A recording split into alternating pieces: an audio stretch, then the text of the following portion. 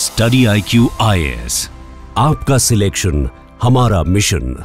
नमस्कार दोस्तों पाकिस्तान ने तैयारी करना स्टार्ट कर दिया है। पाकिस्तान को यह बात पता है कि जो भी कुछ कल हुआ पहलगाम में, उसका बदला भारत लेगा। कब लेगा, कैसे लेगा, यह शायद पाकिस्तान को नहीं पता, लेकिन इसको देखते हुए पाकिस्तान ने पहले ही बड़ी मात्रा में फाइटर जेट्स, ट्रूप्स की तैनाती स्टार्ट कर दी है बॉर्डर के पास, और बताया जा रहा है कि हैवी मात्रा में जो मिलिट्री एसेट्स हैं वो तैनात किए जा रहे हैं। आप देख सकते हो खबर, Pakistan moving military planes to bases near Jammu and Kashmir after Pahalgam terror attack. तो थोड़ा सा इसको डिटेल में समझेंगे कि एग्जैक्टली यहां पर हो क्या रहा है और ये इतना मायने क्यों रखता है, भारत क्या प्लानिंग कर सकता है, वो सब कुछ मैं आपको बताऊंगा। चलिए आगे बढ़ते हैं। देखिए, सबसे पहले मैं आपको बता दूं कि अभी जो रिसेंट टेरर अटैक हुआ कल जो है पहलगाम में, पूरी दुनिया इस समय शॉक में है। मतलब भारत में तो इसको लेकर काफी चर्चा चल ही रही है, लेकिन दुनिया भर से अलग अलग प्रतिक्रिया आपको देखने को मिलेगी। और रिपोर्ट्स के आधार पर यही बताया जा रहा है कि पाकिस्तान अपने जो मिलिट्री एसेट्स हैं, चाहे इसमें फाइटर जेट्स की बात करें, ट्रूप्स की बात करें, जवानों की बात करें, इन सबको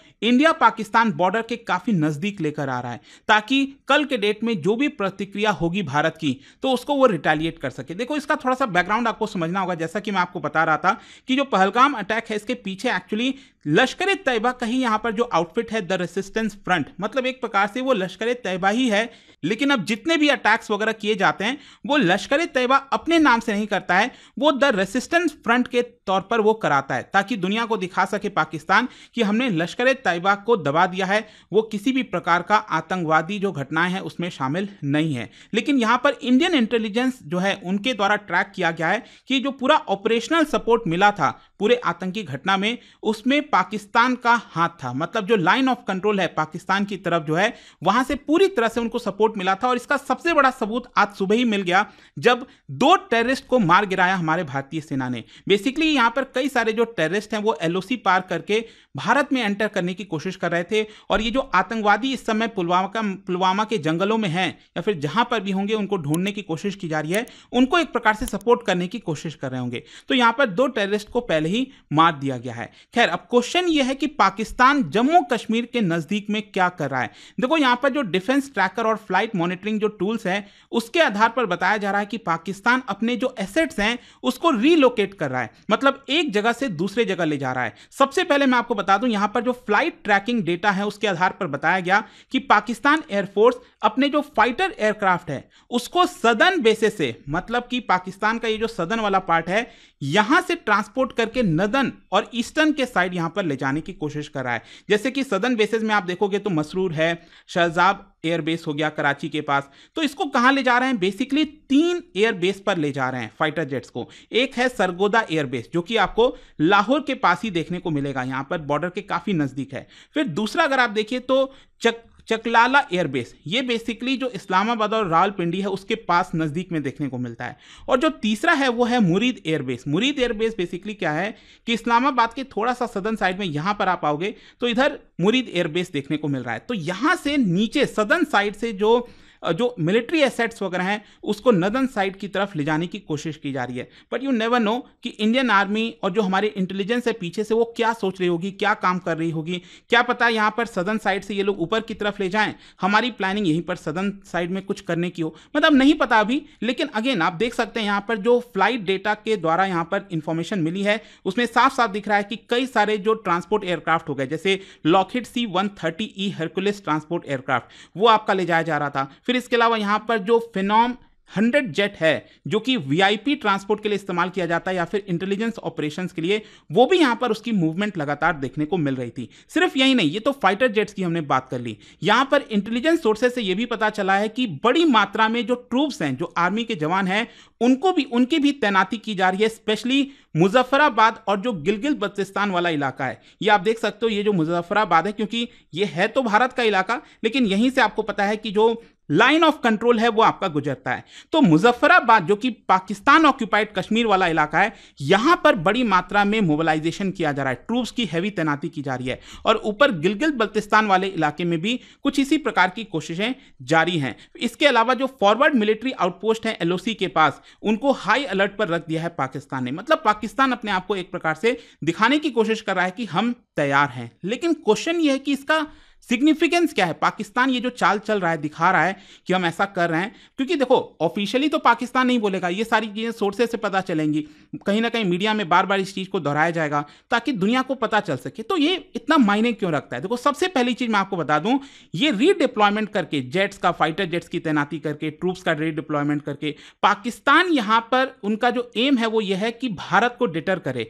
भारत को यह बताए कि अगर आप कोई भी कदम लोगे तो हम यहां पर तैयार हैं। जैसे फॉर एग्जांपल 2019 का बालाकोट एयर स्ट्राइक, उस समय हो सकता है शायद पाकिस्तान तैयार ना हो, तो पाकिस्तान एक प्रकार से दिखा रहा है कि हम तैयार हैं, भले ही वो तैयार होगा नहीं होगा हमें भी नहीं पता, लेकिन वो एक प्रकार से दिखाने की कोशिश कर रहा है। फिर एक प्रकार से सिग्नल भी दे रहा है दोनों अपने डोमेस्टिक ऑडियंस को और इंटरनेशनल ऑडियंस को कि यहां पर अगर किसी भी प्रकार का एस्केलेशन हुआ तो उसके लिए भी अगेन पाकिस्तान तैयार रहेगा। एंड दूसरा यहां पर आपको साइकोलॉजिकल वॉरफेयर भी समझना होगा। इस पूरे चीजों में क्या होता है ना, ये जो मूवमेंट हो रही है इसमें कई सारी चीजें दिखाने की कोशिश की जाती है और इसका मेन एम यही होता है कि एक अनसर्टेनिटी क्रिएट करके रखना।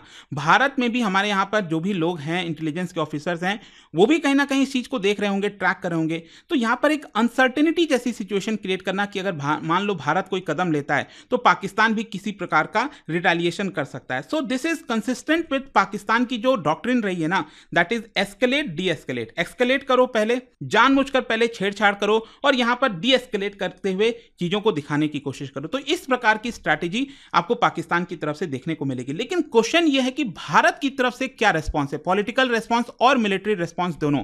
देखो सबसे पहले मैं आपको बताऊं तो जो होम मिनिस्टर है अमित शाह जी श्रीनगर गए, वहां पर उन्होंने डिक्लेयर कर दिया that India will not bend to terror. एक प्रकार से उन्होंने साफ साफ कह दिया कि इसका रिटेलिएशन होगा। मतलब ऑब्वियस सी बात है, कोई डायरेक्टली ये चीज नहीं बोली जाती, लेकिन ये स्टेटमेंट से आपको समझना होगा that India will not bend to terror, मतलब रिटेलिएशन होगा। और दूसरी तरफ जो एनएसए हैं अजीत डोवाल साहब, उन्होंने इमरजेंसी कंसल्टेशन किया है आर्मी चीफ, एयरफोर्स, रॉ के ऑफिसर्स के साथ, ताकि यहां पर एसेस कर सकें कि किस प्रकार का रिटेलिएटरी भारत कर सकता है, हमारे पास ऑप्शंस क्या क्या हैं। फिर यहां पर मिलिट्री पोस्चर भी भारत अपनी तरफ से भी दिखाने की कोशिश कर रहा है। भारत की जो आर्मी नदन कमांड है उनको एक प्रकार से ऑपरेशनल हाई अलर्ट पर जारी कर दिया गया है। और जो हमारे भी फॉरवर्ड यूनिट्स हैं, कुपवारा, बारामूला, ये बेसिकली 4 डिस्ट्रिक्ट अगर आप देखोगे तो ये काफ़ी मायने रखते हैं।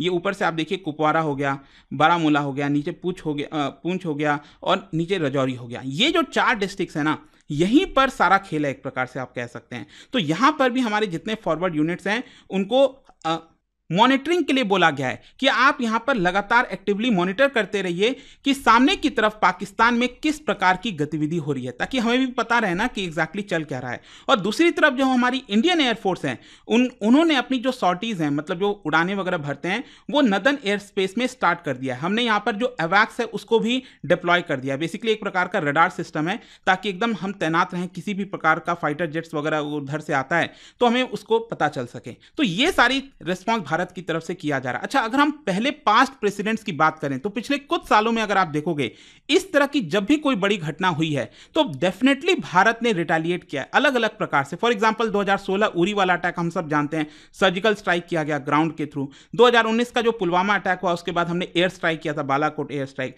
2023 में भी राजौरी में किलिंग्स जो हुई थी उसके देखते हुए हेवी आर्टिलरी शेलिंग हमने किए थे और बहुत नुकसान पहुंचाया था बॉर्डर के उस पार। और 2025 का ये जो पहलगाम अटैक है इसमें आप देखना होगा, यहां पर डिस्कशन जारी है कि एग्जैक्टली क्या होने वाला है। लेकिन देखिए यहां पर ग्लोबल डिप्लोमेटिक रिएक्शंस की अगर हम बात करें तो चाइना कह रहा है हम शॉक हैं। वैसे अगर आप देखोगे तो इसके बारे में सबसे पहले चाइना को ही पता होगा कहीं ना कहीं सीक्रेट तरीके से, लेकिन चाइना दिखा रहा है कि देखिए हम शॉक हैं और ये रीजनल स्टेबिलिटी के लिए इन्होंने यहां पर बुलाया है कि हमें थोड़ा सा सतर्क रहना चाहिए। यूएस और ईयू का जहां तक सवाल है उन्होंने रिस्ट्रेंट के लिए बोला है, लेकिन साथ ही साथ कंडेम किया है जिस तरह से सिविलियंस के ऊपर अटैक किया गया। और यूएन की जो बॉडीज हैं वो यहां पर मॉनिटर कर रही हैं कि यहां पर अगर किसी भी प्रकार का एस्केलेशन होता है तो उसको एक प्रकार से रोका जा सके। खैर क्वेश्चन अब ये भी आता है कि भारत किस प्रकार से रिटेलिएट कर सकता है, हमारे पास कौन कौन से सिनारियोज हैं। सबसे पहला तो ऑब्वियस सी बात है, जिस तरह से बालाकोट वाला एयर स्ट्राइक हुआ था, एक ये है कि पाकिस्तान ऑक्यूपाइड कश्मीर में और पाकिस्तान के अंदर जो लॉन्च पैड्स हैं, टेरर लॉन्च पैड्स, उसको हम खत्म करें।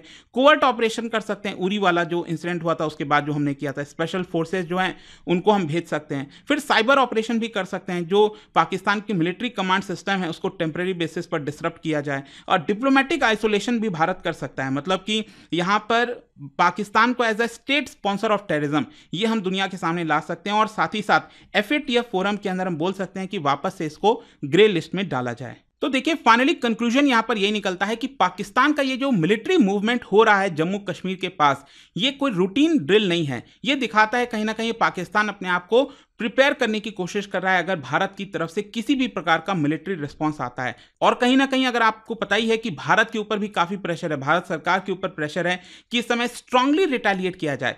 पहले जो हमने किया है वो सो किया है, लेकिन एक प्रकार का ऐसा मैसेज दिया जाए पाकिस्तान को, अगर इस तरह की घटना होगी तो पाकिस्तान को बहुत बड़ा नुकसान होगा। तो वो अल्टीमेटली देखने वाली बात होगी, सरकार क्या डिसाइड करती है, हमारे इंटेलिजेंस एजेंसीज क्या डिसाइड करती हैं। और ये पूरा वीडियो था। जाने से पहले आप सबके लिए एक क्वेश्चन है, क्या आप बता सकते हैं कि कश्मीर में एंटर करने के लिए, पाकिस्तान ऑक्यूपाइड कश्मीर से ये जो टेररिस्ट एंटर करते हैं कश्मीर में, तो यहां पर सबसे ज्यादा कौन से पासेस का इस्तेमाल किया जाता है इन्फिल्ट्रेशन के लिए?